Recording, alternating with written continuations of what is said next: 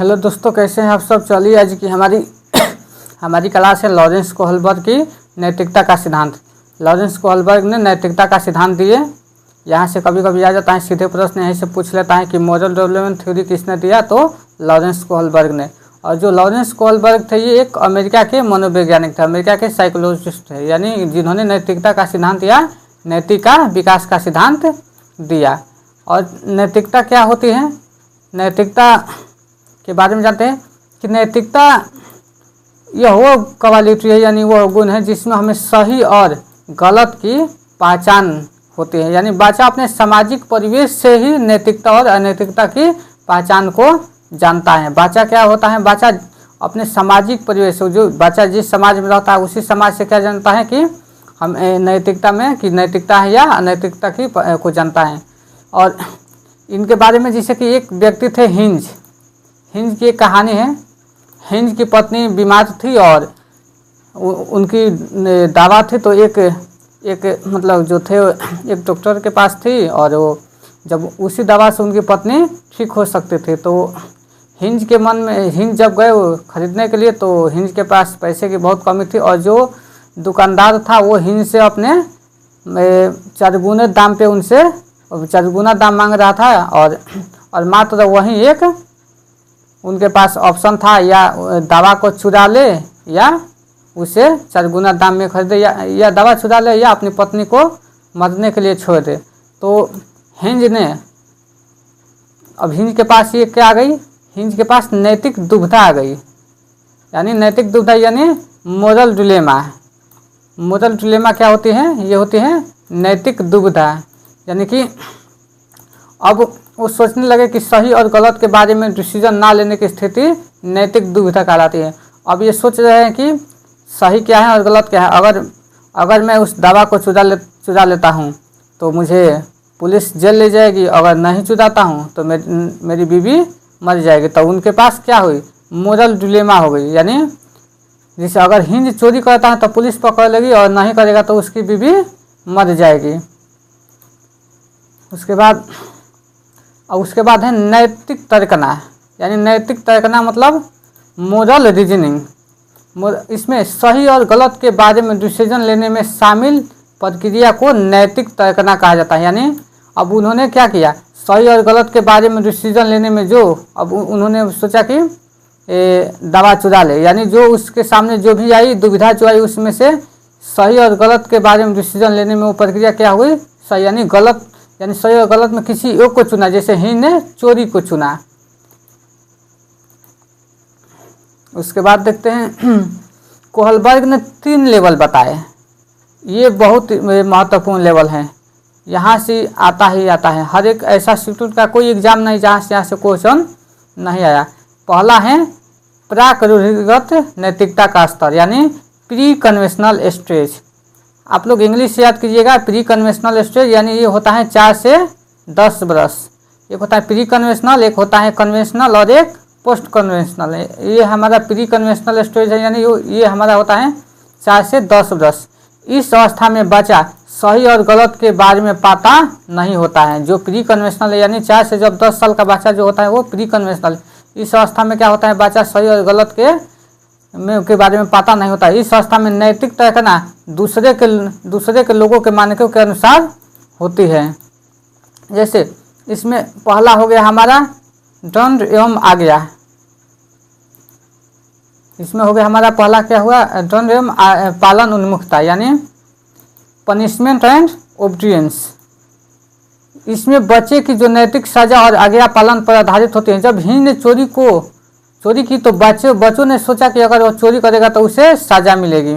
तो ये क्या हो गया, ये दंड एवं आज्ञा पालन यानी पनिशमेंट एंड ओबीडियंस।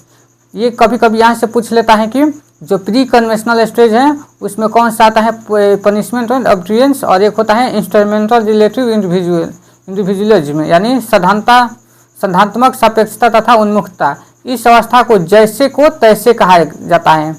इस जो होता है, जो प्री कन्वेंशनल में जो हमारा दूसरा है, यानी इंस्ट्रूमेंटल रिलेटिव इंडिविजुअलिज्म, यानी इस अवस्था को जैसे को तैसे कहा जाता है। क्योंकि जैसे उसके साथ अगर कोई ऐसा व्यवहार करेगा तो वो खुद भी करेगा, जिससे कि एक बच्चे ने दूसरे की पेंसिल तोड़ दी, दूसरे बच्चे ने भी उसका पेन तोड़ दिया। एक बच्चे ने क्या किया कि दूसरे की पेंसिल तोड़ दी, तो दूसरा बच्चा ने क्या किया, उसकी भी पेन तोड़ दी, तो उसमें क्या मिल गया उसको, जैसे का तैसा। तो ये हमारा हो जाएगा प्री कन्वेंशनल स्टेज, जो हमारा जो 4 से 10 वर्ष का है तो इसमें हमारा आ जाएगा। उसके बाद हमारा दूसरा है कन्वेंशनल स्टेज। कन्वेंशनल स्टेज में क्या होता है कि ये होता है रूढ़िगत नैतिकता स्तर, यानी ये होता है 10 से 13 वर्ष। इस अवस्था में बच्चा दूसरे लोगों के मानकों को अपने अंदर समावेशित कर लेता है तथा उसी के अकॉर्डिंग सही और गलत का निर्णय करता है। इसमें होता है वो अपना समाज से सीखने लगता है कि इस अवस्था में क्या करता है, अपने समाज से सीखता है। इसमें कभी कभी ऐसे क्वेश्चन पूछ लेता है कि जब बच्चा समाज के द्वारा चीज़ों को अपने अकॉर्डिंग सही या गलत का निर्णय करता है तो वो किस स्टेज में है, तो वो हो जाएगा हमारा कन्वेंशनल स्टेज, जो 10 से 13 वर्ष का है। और इसमें अपना समाज से वो ज़्यादा सीखने लगेगा कि सही है और गलत है। उसके बाद है इसकी भी जो हमारी जो कन्वेंशनल है इसकी भी कितनी स्टेज हैं, तो इसको भी 2 भागों में, यानी एक अच्छा लड़का लड़की बनने की उन्मुखता, यानी good boy and good girl. यहाँ से कितनी बार क्वेश्चन आया है कि दूसरे के साथ भाला बनकर अनुमोदन अर्जित करता है, यानी वो अपने अच्छा बनने के लिए क्या करता है, दूसरों को अच्छा व्यवहार करता है। उसके बाद हो जाएगा, इसके बाद हमारा हो जाएगा दूसरा इसका स्टेज हो जाएगा कानून एवं व्यवस्था उन्मुखता, यानी लॉ एंड ऑर्डर। इसमें बच्चा क्या करता है, कानून तथा सामाजिक व्यवस्था को बनाए रखने की भावना को विकसित करता है। क्योंकि इसके जिसे कोई एक बच्चा है, जब वो सिग्नल पर देखा कि किसी उनके पिताजी का एक्सीडेंट हो गया, यानी रेड लाइट पार करते हुए, तो इसलिए वो ऐसा कभी नहीं करेगा। यानी जब रेड लाइट रहेगा तो क्या करेगा, वो बच्चा रुक जाएगा। और इसमें हमारा फिर उसके बाद है तीसरा स्टेज है हमारा पोस्ट कन्वेंशनल स्टेज। और आप लोगों को इसके शाम को 6 बजे आप लोगों को इसकी प्रैक्टिस सेशन मिल जाएगी। और आप लोग जो लोग नए हैं तो प्लीज़ हमारे चैनल को सब्सक्राइब कर लीजिएगा, और अच्छा लगे क्लास तो आप लोग लाइक और कमेंट जरूर कीजिएगा। उसके बाद हमारा है पोस्ट कन्वेंशनल, ये होता है 13 वर्ष से ऊपर के, यानी इसमें डिसीजन खुद से लिए जाते हैं। यहाँ पे बच्चा क्या करता है, अगर कोई बच्चा खुद से डिसीजन लेता है तो वो हो गया हमारा पोस्ट कन्वेंशनल स्टेज में, यानी ना कि समाज के जरिए क्या सही है और क्या गलत है। उससे अगर वहाँ पे देखेगा कि अगर किसी उसके पापा का मतलब एक्सीडेंट होने वाला है तो वो क्या करेगा, वो नियम को तोड़ कर भी वो आगे बढ़ जाएगा और उनको बचाने की कोशिश करेगा।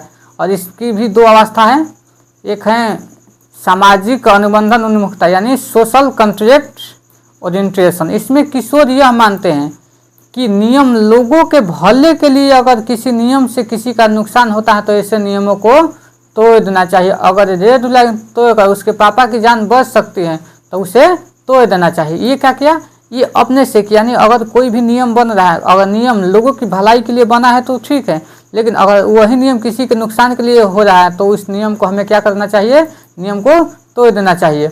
उसके बाद है दूसरा है इसका सार्वभौमिक नैतिक सिद्धांत उन्मुखता है, यानी सार्वभौमिक नैतिक सिद्धांत उन्मुखता। इसमें क्या होता है, यूनिवर्सल इथिकल प्रिंसिपल्स ओरिएंटेशन।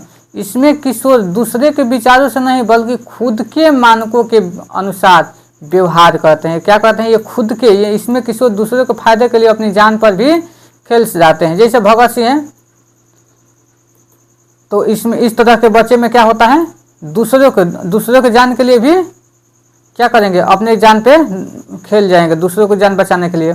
तो अब कोहलबर्ग की कुछ आलोचना भी हुई है।